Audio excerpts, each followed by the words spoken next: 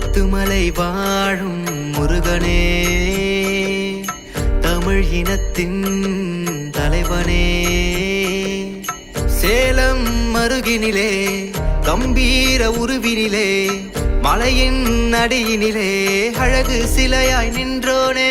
அரோஹரா ஓ அரோஹரா, அரோஹரா ஓ அரோஹரா, அரோஹரா ஓ அரோஹரா, அரோஹரா ஓ அரோஹரா.